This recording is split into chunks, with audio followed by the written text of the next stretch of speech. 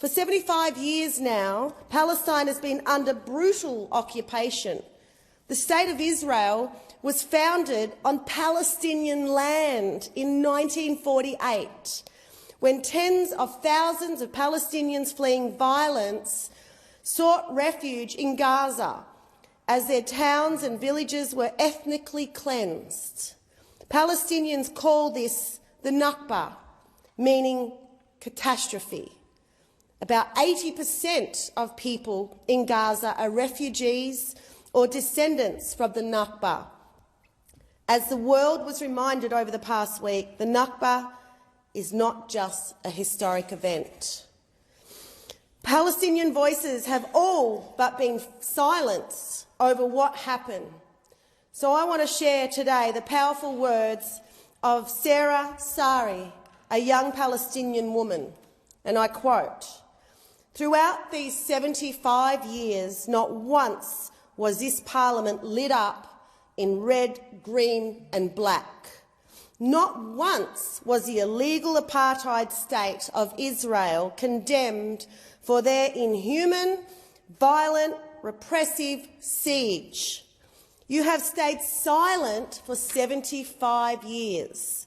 You have stayed silent throughout the whole year when 250 Palestinians were killed leading up to Saturday, including children. You have stayed silent to the illegal open-air prison that Palestinians have been blockaded under for 20 years. You have stayed silent as children were being kidnapped, homes were being demolished, people were being wrongfully convicted, tortured and terrorised. You have been silent when we have been denied human rights, when we have lived in unlivable conditions, when we have been attacked, oppressed, silenced and suppressed. The sheer hypocrisy genuinely aches my heart. You might stay silent, but we will not be.